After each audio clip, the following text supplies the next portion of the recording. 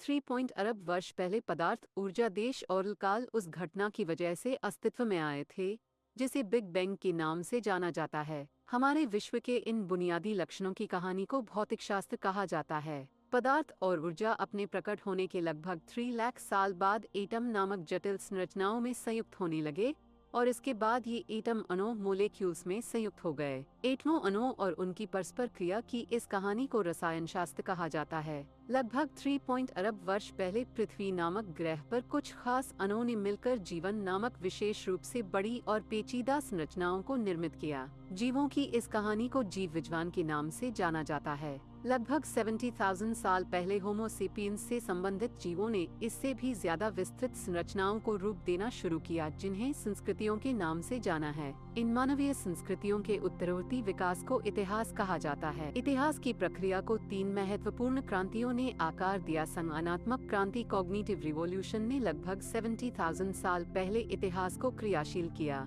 कृषि क्रांति ने 2000 साल पहले इसे तीव्र गति दी। वैज्ञानिक क्रांति जो सिर्फ 500 साल पहले शुरू हुई थी, शायद इतिहास को खत्म कर सकती है और किसी पूरी तरह से भिन्न चीज की शुरुआत कर सकती है।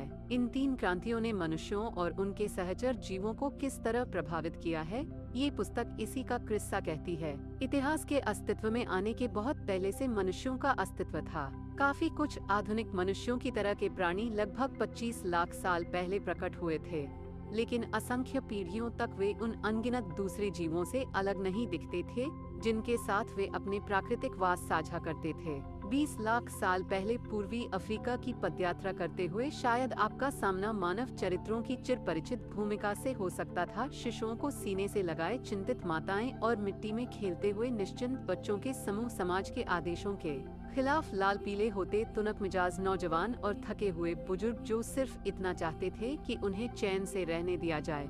स्थानीय सुंदरी को प्रभावित करने की कोशिश करते छाती ठोंकते मर्द और सयानी बूढ़ी कुलमाताएं जो ये सब कुछ पहले ही देख चुकी थीं।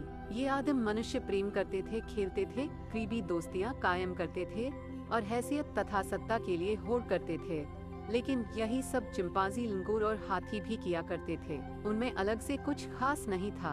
किसी को भी, स्वयं मनुष्यों को भी जरा भी आभास नहीं था कि एक दिन उनके वंशज चंद्रमा पर चलेंगे, एटम का विखंडन करेंगे, जेनेटिक कोड की थाह लेंगे और इतिहास की पुस्तकें लिखेंगे। प्रागैतिहासिक मनुष्यों के बारे में जानने लायक सबसे महत्वपूर्ण बात यह है कि वे मामूली प्राणी थे जिनका अपने पर्यावरण पर गुरिल्लाओं, जुगनों या जैली मछली से ज्यादा प्रभाव नहीं था। जीव विज्ञानी जीवों को प्रजातियों में वर्गीकृत करते हैं। ऐसे प्राणी जो अगर एक दूसरे से सहवास करने को प्रवृत्त होते हैं, प्रजननशील संतानों को जन्म देते हैं, तो वे एक ही प्रजाति से संबंधित माने जाते हैं। घोड़ों और गधों दोनों का एक ही पूर्वज था और इन दोनों के कई शारीरिक लक्षण एक जैसे हैं, लेकिन वे एक दूसरे में कोई खास यौनपरक दिलचस्पी नहीं रखते। अगर उन्हें उकसाया जाए तो वे सहवास करेंगे, लेकिन उनकी संतान, जिसे कच्चर कहा जाता है, प्रजनन करने में अक्षम होती हैं। इसलिए गधे के डीएनए के उत्परिवर्तन म्यूटेशंस घोड़ों में कभी संक्रमित नहीं हो सकते, न ही इसका उल्टा संभव है। नतीजतन इन दोनों तरह के प्राणियों को विकास के अलग रास्तों पर चलती 2 भिन्न प्रजातियों में रखा जाता है। इसके विपरीत एक बुलडॉग और स्पेनियल कुत्ता देखने में बहुत अलग लग सकते हैं, लेकिन वे एक ही प्रजाति के सदस्य हैं जो एक ही डीएनए समूह साझा करते हैं। वे खुशी खुशी सहवास करेंगे और उनके पिल्ले बड़े होकर दूसरे कुत्तों के साथ जोड़ा बनाएंगे और भी पिल्लों को पैदा करेंगे। जिन प्रजातियों का विकास एक साझा पूर्वज से होता है, उन्हें जीनस बहुवचन जीनेरा शीर्षक के अंतर्गत रखा जाता है। शेर, लॉयन, बाघ, टाइगर, तेंदुआ, लेपर्ड और चीता, जैगवार, पैंथेरा जीनस के अंतर्गत आने वाली विभिन्न प्रजातियां हैं। जीव विज्ञानी प्राणियों को दोहरे लैटिन नाम से वर्गीकृत करते हैं, पहले जीनस और फिर प्रजाति। उदाहरण के लिए शेरों को पैंथेरा लियो कहा जाता है, पैंथेरा जीनस की लियो प्रजाति। संभवतः इस पुस्तक को पढ़ने वाला हर कोई एक होमो सेपियंस है। जीनस होमो मनुष्य की सेपियंस बुद्धिमान प्रजाति। जीनेरा को परिवारों में वर्गीकृत किया जाता है, जैसे किट्स, शेर, चीता, बिल्लियां, कुत्ते, भेड़िए, लोमड़ियां, सियार और हाथी, मैमथ, मैस्टोडन।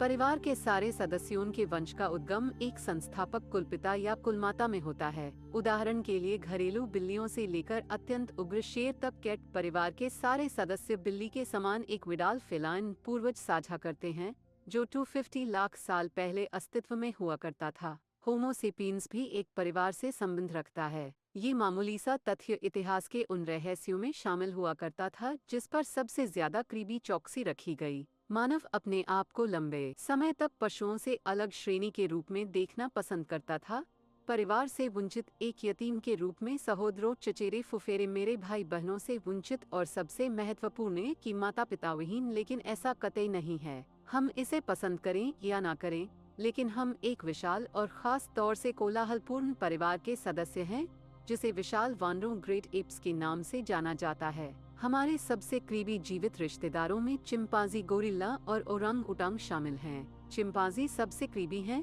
माँ 60 लाख साल पहले एक इकलौती मादा वानर की 2 बेटियां थीं। उनमें से एक सारे चिंपांजियों की पूर्वज बन गई और दूसरी हमारी अपनी नानी है।